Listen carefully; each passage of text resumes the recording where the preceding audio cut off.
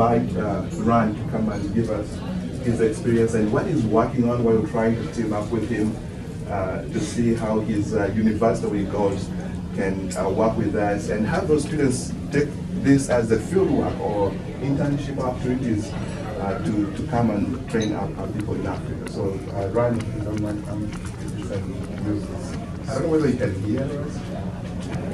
It's like I hear myself, but. Hi, can you all hear me? Yes. Very well? All right, great. Yeah, I guess I'll just leave that right there. That'll be fine. It's trying to roll away. Okay, great. So, hello everyone. My name is Rhyne Cureton. Not Ryan, not Ron, but Rhyne. It's German, but I'm from North Carolina, so most people say Rhyne. If you say that also works. All right, cool, great. So my name is Rhyne Cureton. I am a student at North Carolina A&T University, A standing for agriculture and T standing for technology. One of the things that got me into agriculture was not the actual practice, it was the passion of my advisors and my teachers to want to foster this understanding that agriculture is not just farming. It's policy making, it's energy, it's natural resources, it's economics. You know, if you think about economics, any business people in here, it's the primary sector of all economics. You can't have any other sectors of economics without agriculture first. Agriculture is the backbone of all civilizations. And so being able to understand that if we can engage people and re-engage people back into agriculture, what are the astounding benefits and innovations that can happen through that? And so from my perspective as a student at North Carolina A&T, it was really a great experience to be able to talk with Julius and go on a trip with him. My experience is in sustainable agriculture. So I lived in Waco, Texas for 7 months, being trained on a sustainable farm as a livestock apprentice. So I raise pigs, cattle, chickens, bees, rabbits, goats, dairy goats. I think I'm missing one more animal, but you know, I've raised almost about any kind of farm animal you can think of. And so coming from that experience and making the connections that I did, I was able to go to the National Women Agriculture Association's conference through a connection I had made, and that's how I met Julius, is through that conference. And there I was teaching free-range pig farming. That's my expertise. I used to work for the National Pork Board and Pork Checkoff. If you heard of Pork the Other White Meat or Pork Be Inspired, they're a part of that. And so with my experience in free-range pig farming, but also in the conventional understanding of pig farming, I wanted to come to this to make sure that there was an actual beneficial training for Ugandan farmers. He had sent me pictures while he was there of some of the pigs, and I was like, oh man, oh man, okay. You know, there's obviously a need and demand for a proper education in livestock husbandry. So being able to kind of go there and actually teach people about pig farming was important to me.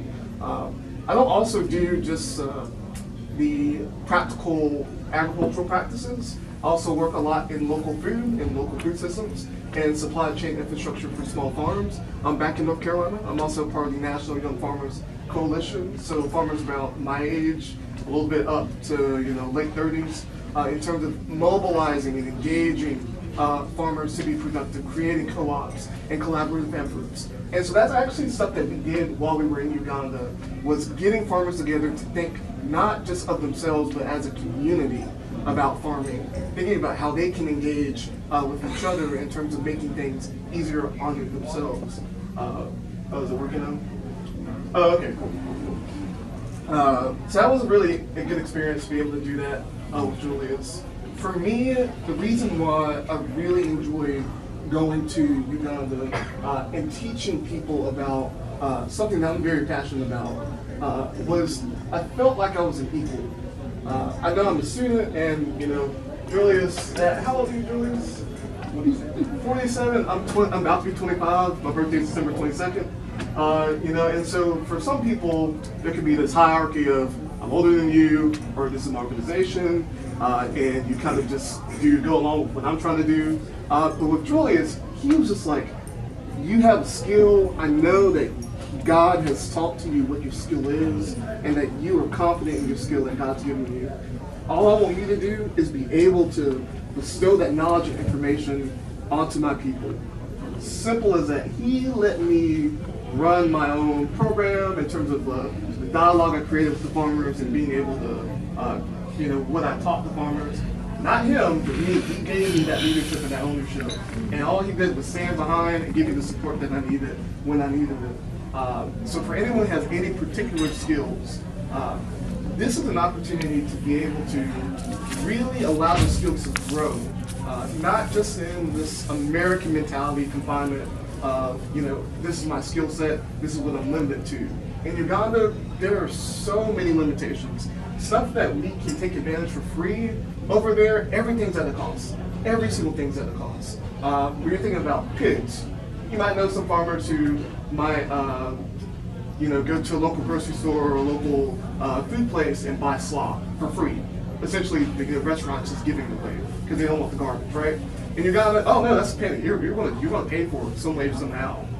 And so those are opportunities that they're not able to take advantage of, that we are here. And so understanding that we are very blessed to be in such a world that has waste where people are just freely giving it to us if we ever have a need for it. But there, not so much. And so understanding that my own context of life itself had to change. I had to change. I come from a sustainable agriculture background.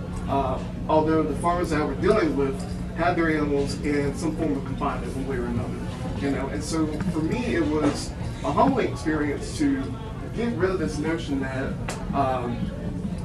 I need to go over there and teach people how to raise pigs on pasture or pigs out and about. That was not nearly as important as teaching people. I want to make sure that you raise the most healthiest animal you can within your context and situation.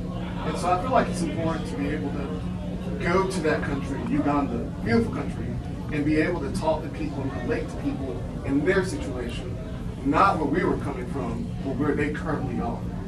And so being able to have that experience was such a blessing to kind of teach me that as I'm going and walking with Christ and going in my mission, that it's not about me, it's not about my own understanding. It's about being able to engage with people who I don't know, who I probably have very little in common with, and find that commonality, find where I can connect with them, and be able to encourage them and nurture them in the way that they need nurturing, not in the way that I think they need nurturing, but actually engaging with their needs and their wants.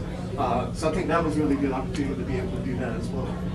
So for me, in kind of pushing the mission of Uganda and Eatbeta, I've been working with my school to kind of actually bring them on board and get students within the National Education Department to kind of go on with their next mission trip, and not the next one, the one after that. Because I really feel that there's a lot of opportunity for students to be involved and engaged, not just in agriculture, but in any university.